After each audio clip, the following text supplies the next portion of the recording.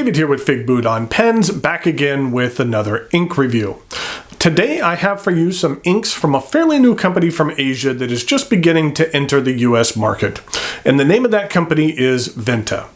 I have 3 different inks Vinta was kind enough to send me to check out.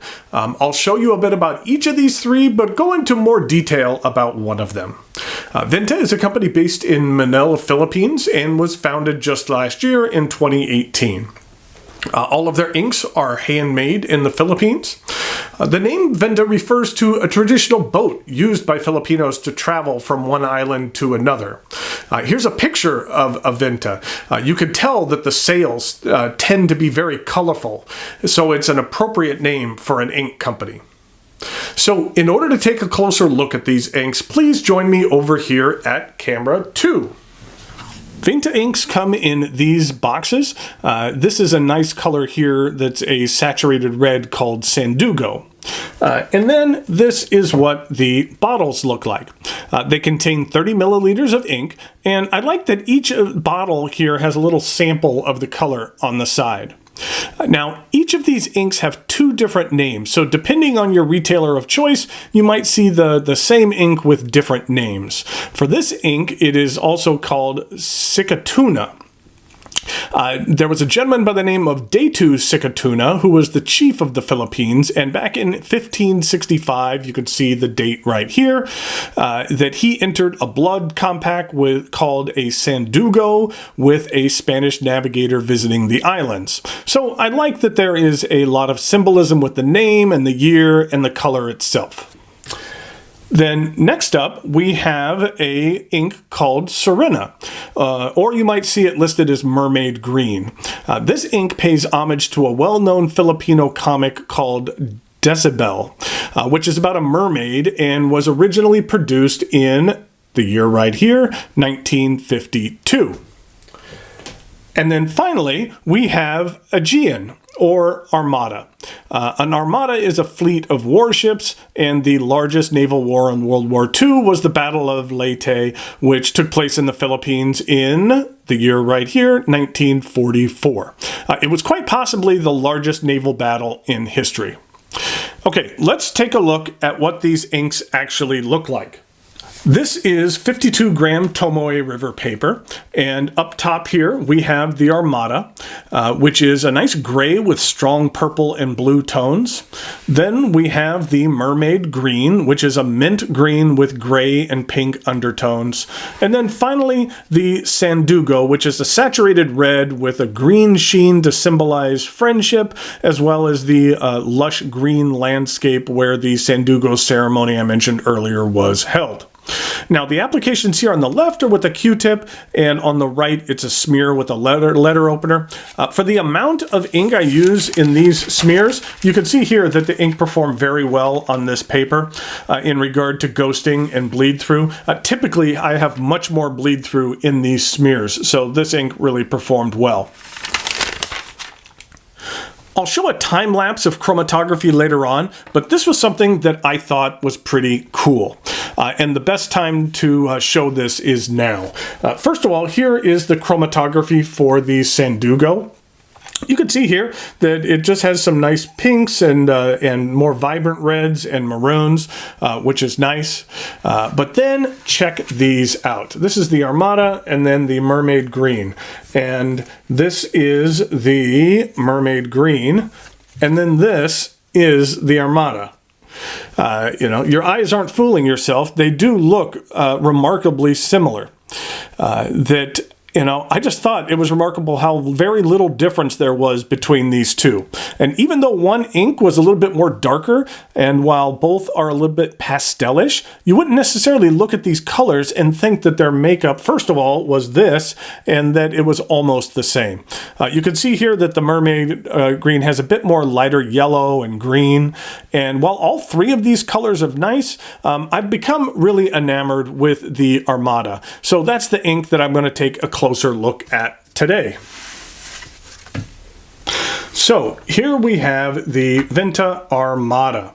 Here at the top of the page, I always show this with, or I used my 2.4 millimeter pilot parallel in order to create the top here, as well as these passes. And that this is a Rhodia 80 gram paper, and I find that the ghosting and bleed is rather low on here. I find that the shade is rather high and the sheen is medium. Now normally I already have a swatch of color right there, but I just thought that this would be interesting for you to see. So I'll go ahead and apply it now, because this ink is very unique to where it comes on as green and then dries to a gray. So let's see if we can actually see this happen here. And you can see how it applies as a bit of a green, but then as this dries, usually I pull it out just a little bit, you could see that that color changes to a gray. While that dries a little, let's look at some ink swatches. This is the Armada in regard to some comparisons. Here it is with the Sailor Ink Studio 123, which is a real strong comparison. They're very similar. Here it is with Waterman Permanent Blue Black. Here is a Schaefer Script Blue Black. And then here it is with a Sailor Gentle Blue Black. And then in regard to a couple of grays, here's the Iroshizuku Kirisame and the Fuyu Shiogun. So you can see that it really has some blues as well as some grays in here. So in regard to the pens that I'm going to be taking a look at today, first up we have, we have three pens that I'm going to be reviewing here in the very near future. And this first one here is the Opus 88 Clear Demonstrator. And you could really see how in this clear demonstrator that comes across as green here. And but then, as you can tell, that once it dries, it is definitely a gray.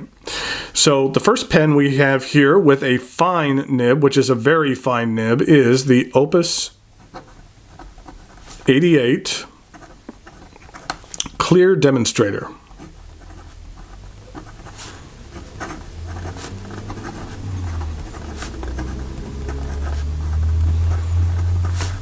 And this is a fine nib.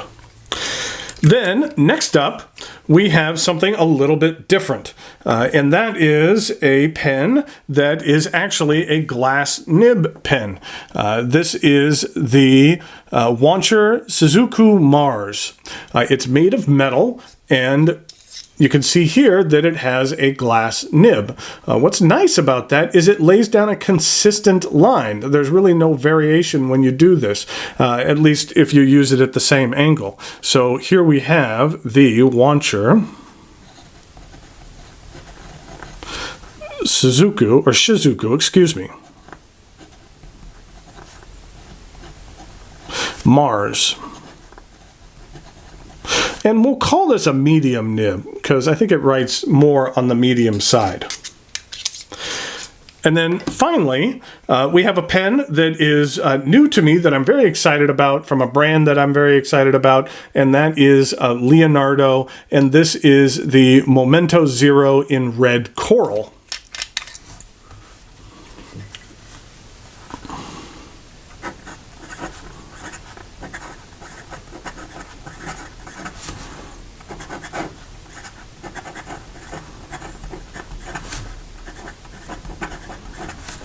And this is a 1.1 stub. Now, normally I usually talk about movies or something like that when I'm doing ink reviews, but today I thought I'd talk about something a little bit different. Since this ink is made from the Philippines, and since I grew up in a neighborhood where there was a large Philippine community, and that I thought I'd talk a little bit about the Philippines and some of my experiences with the culture. So with the Opus 88,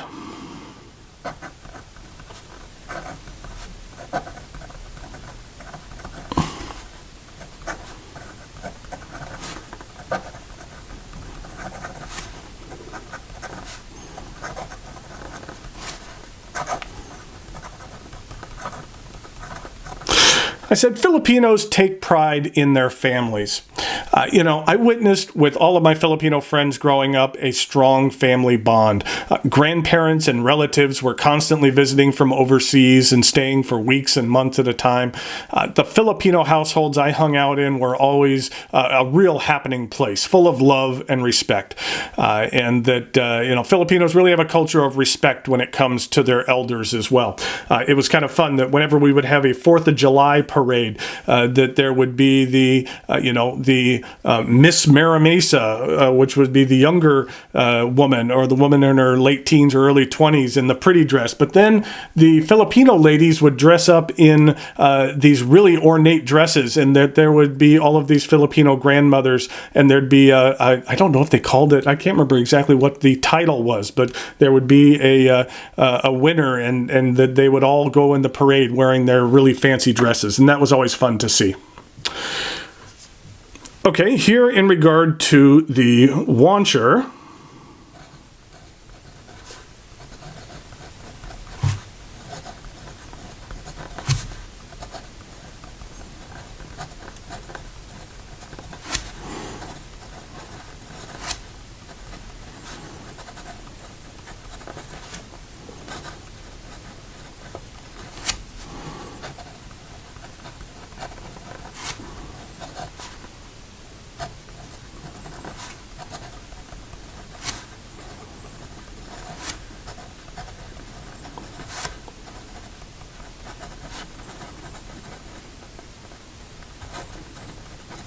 our next door neighbor used to make large bottles of lumpia, and they would share with everyone.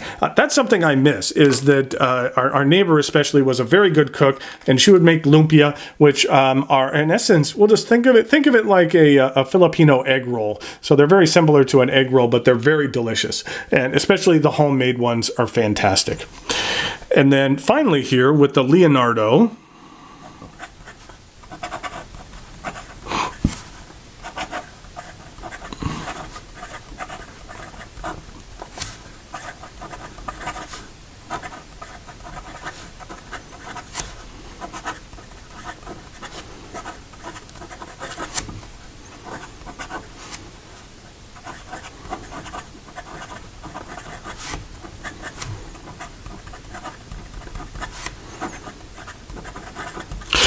I said, I miss pandesal and have to pick some up whenever I visit home. Pandesal is a Filipino bread that is amazingly delicious. It's very sweet and buttery, and there would be a bakery I remember going to when I was young where my friends and I would love going to this bakery called Betsy's Bakery, and they would have fresh pandesal there for a dime. You could walk in, and for a dime, you'd get this really, really outstanding roll.